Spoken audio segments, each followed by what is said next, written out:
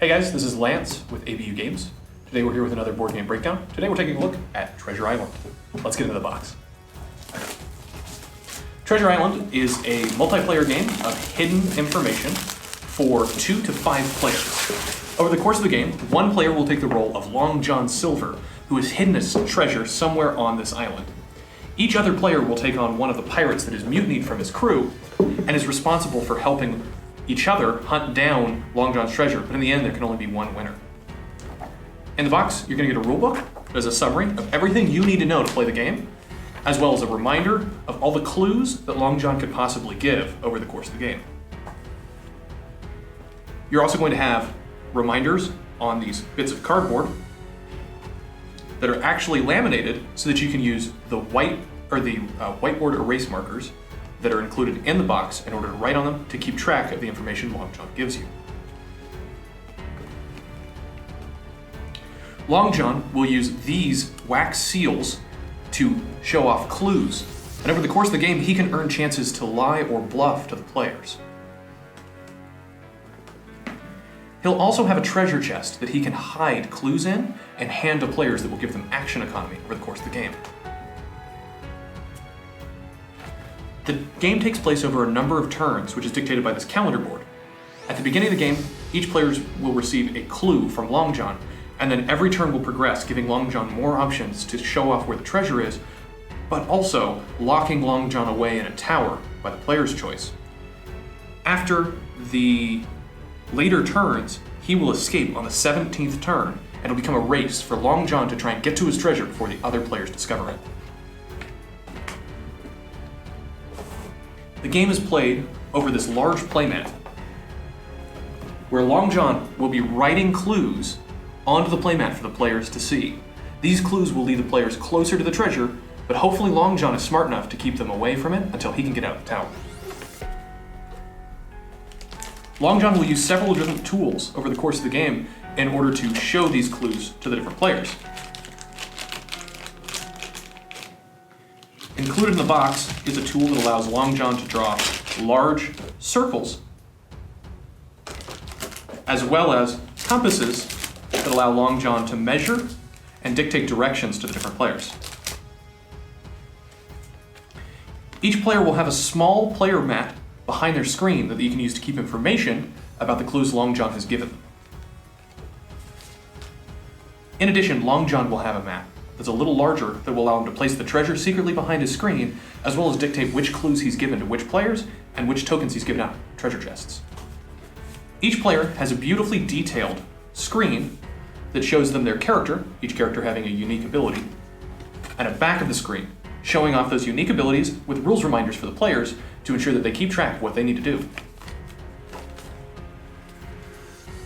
Long John himself has a screen, and those also have rules reminders for him about the iconography in the game, as well as any other clues that he might give to players. The game itself, even in the box, has a treasure to hide for the players.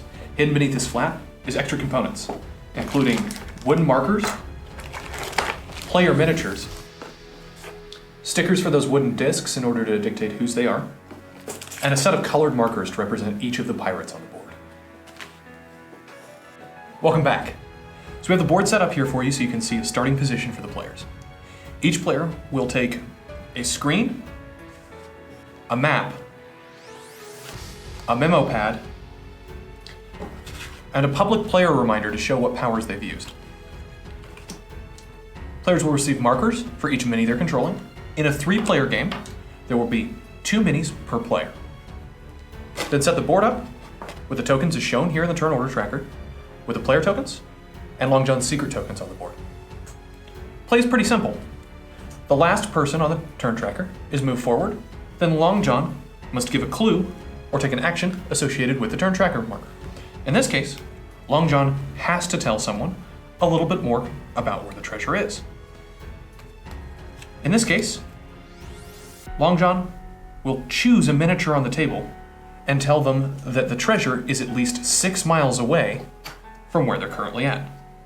To do so, you can set up the tool included in the box to 6 miles,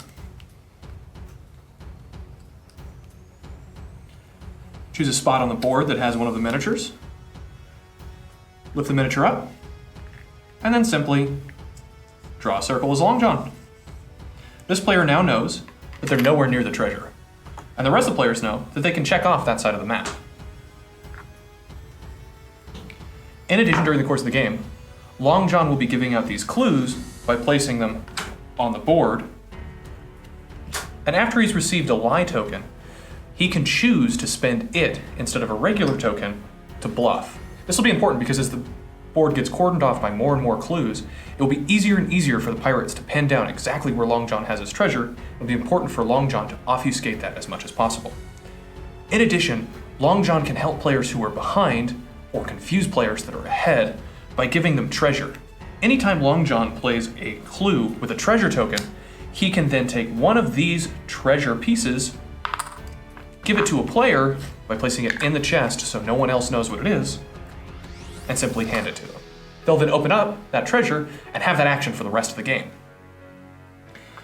On their turns, players will alternate between moving around the map and searching, or doing a little of both.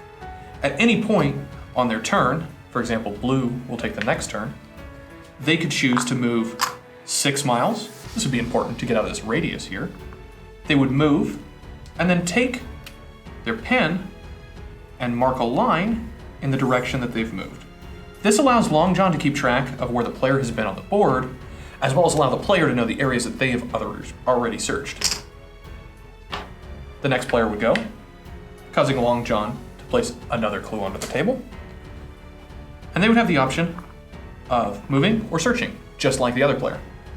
If they choose to just search, they get to use the larger circle on their template, or if they choose to move and then search, they move 3 inches and then search around their miniature. If ever a player has their miniature with a circle where the treasure's even remotely close to touching the line, they've won the game. If not, the game progresses, with Long John being placed by the player on the next turn into one of the towers on the map, giving the players more information as Long John tries to move them away from him so that he can race down the treasure faster. And eventually, on a later turn, in a 3-player game, the 19th turn, Long John will be released from his tower.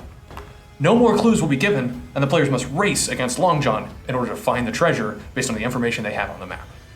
We're back with the wrap-up. This has been Treasure Island by Matagot Games. You can find this at abugames.com or here in our retail store. I recommend this game for anyone who has a family this holiday who wants a light game that anybody can play, or if you just want to hunt for treasure on Treasure Island. It's a great pickup, and thanks for joining us. Once again, I've been Lance, and this has been another Board Game Breakdown.